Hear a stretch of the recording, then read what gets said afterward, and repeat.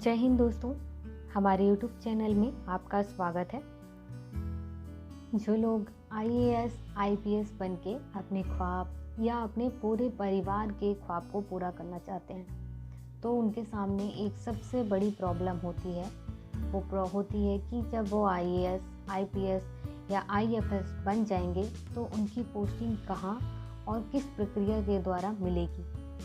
सबसे पहले home state जिस राज्य के वह निवासी हैं, क्या उसकी पोस्टिंग होम स्टेट में होगी या नहीं, और उसके बाद अगर पोस्टिंग होम स्टेट में हो भी जाती है तो होम डिस्ट्रिक्ट मिलेगी या नहीं, यह सोच कर के लोग परेशान रहते हैं।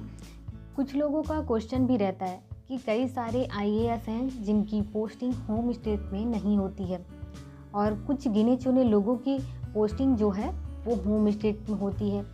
तो ऐसा क्यों और आखिर क्या प्रक्रिया है? तो चलिए आपके क्वेश्चन को मैं क्लियर करती हूँ। अब मैं बताती हूँ पोस्टिंग प्रोसेस, जिसमें आप समझ पाएंगे कि ऐसा क्यों है। दोस्तों, पिछले 2 से 3 साल में नए नियम बनाए गए हैं, जिसमें जब आप इंटरव्यू फॉर्म भरेंगे तब उसमें आपसे पूछा जाएगा कि आपको किस जोन में पहले पोस्टिंग चाहिए और किस स्टेट में पहले पोस्टिंग चाहिए। यह फॉर्म में आपसे पूछा जाएगा। दोस्तों, 2017 से पहले रूल्स यह थे कि उस समय 26 कैडर थे। उनमें से आपको अपनी वरीयता के क्रम में, जैसे फर्स्ट, सेकंड, थर्ड, फोर्थ, इसी टाइप से आपको 26 कैडर के नंबर भरना होता था। और सबसे पहले आपको जो चाहिए वो, फिर उसके बाद जो चाहिए, इसी टाइप से आपको 26 कैडर के नंबर भर देना था। और इस प्रोसेस में आपकी रैंक को देखते हुए और आपकी कैटेगरी में, मतलब कि आप किस कैटेगरी में हैं, ये भी देखते हुए आपको स्टेट कैडर दिया जाता था। लेकिन आपकी प्रोसेस क्या है, इसके बारे में मैं बताती हूँ। आपको वह जोन जो सबसे पहले चाहिए वो फर्स्ट में, जो सेकेंड में चाहिए वो सेकेंड, थर्ड, फोर्थ, फिफ्थ, यह फॉर्म में फिल करना होता था कि आपको कौन सा जोन पहले और कौन सा जोन बाद में चाहिए। उसके बाद का प्रोसेस इस टाइप से है, ज़रा ध्यान दीजिएगा। अब आप जो फर्स्ट जोन फिल किया है आपने, उसमें से आपको कौन सा स्टेट पहले चाहिए, फिर उसके बाद कौन सा स्टेट, और फिर उसके बाद कौन सा स्टेट, यह भी प्रेफरेंस आपको देना होगा। एक जोन में 3, 4 या 5 जितने भी स्टेट होते हैं, उनमें से कौन सा स्टेट पहले चाहिए ये फिल करना होगा। अगर आप ये स्टेट प्रेफरेंस नहीं देते हैं तो वैसे तो कोई प्रॉब्लम नहीं है, बस दिक्कत यही होगी कि जब आपको आपकी पोस्टिंग दी जाएगी तो आपका प्रेफरेंस देखा जाएगा जो कि आप नहीं भरे होंगे।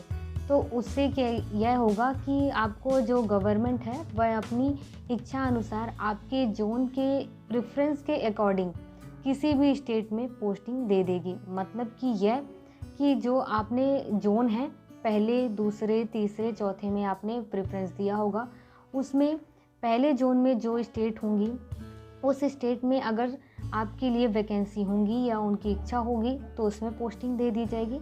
अगर उनकी इच्छा नहीं है तो दूसरे में पोस्टिंग दे दी जाएगी। इस प्रकार से गवर्नमेंट के ऊपर डिपेंड करेगा। अब मैं आपको बता दूं कि जब जोन और स्टेट प्रेफरेंस भर दिया गया है तो अब पोस्टिंग किस प्रकार डिपेंड करता है, किस बात पर डिपेंड करता है, मतलब कि आपने जो जोन पहले चूज़ किया है वो मिलेगा या नहीं, और आपको होम स्टेट मिलेगा या नहीं। अब आपको मैं बताऊं कि यह डिपेंड करता है आपकी रैंक पर। दूसरा डिपेंड करता है कि जिस जोन में आपने प्रेफरेंस दिया है उस जोन में आपकी कैटेगरी की वैकेंसी है या नहीं। अगर वैकेंसी नहीं है तो आपको वह जोन नहीं मिलेगा। तीसरी बात डिपेंड करता है कि अगर आपने होम स्टेट फिल किया है तो उनमें से इनसाइडर और आउटसाइडर के लिए जो वैकेंसी है वह कितनी है, इस बात पर भी डिपेंड करता है। अब मैं यहाँ जानकारी देना चाहूँगी कि जब आप होम स्टेट के लिए अप्लाई करते हैं तो प्रत्येक स्टेट में इस टाइप से थोड़ा नियम होता है कि जो वैकेंसी हैं वो 2 टाइप में होती हैं। पहले इनसाइडर, जिसमें स्टेट के निवासी जो वहाँ के रहने वाले हैं उन्हीं के लिए वो वैकेंसी होती है, और दूसरा आउटसाइडर जो दूसरे स्टेट के रहने वाले होते हैं उनके लिए होती है।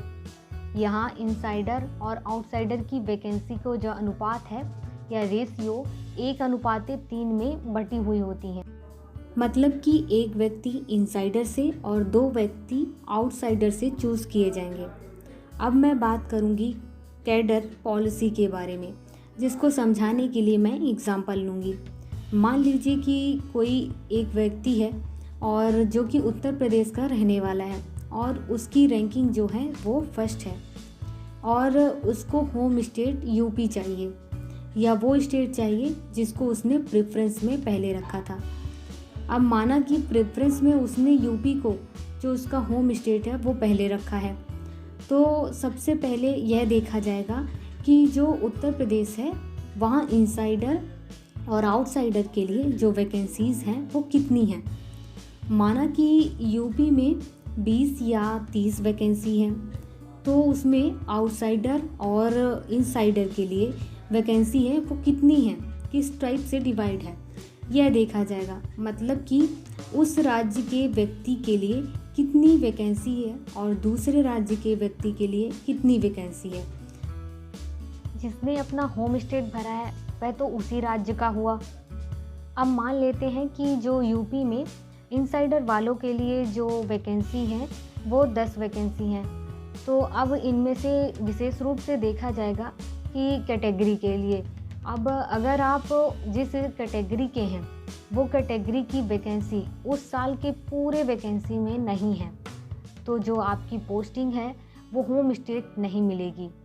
अगर आपकी फर्स्ट रैंक है तो ये सारे सिचुएशन सबसे पहले डिपेंड करता है, और अगर आपकी जो रैंक है वो इससे भी कम है तो उस पर भी डिपेंड करता है कि आपकी पोस्टिंग जो है वो होम स्टेट में होगी या नहीं।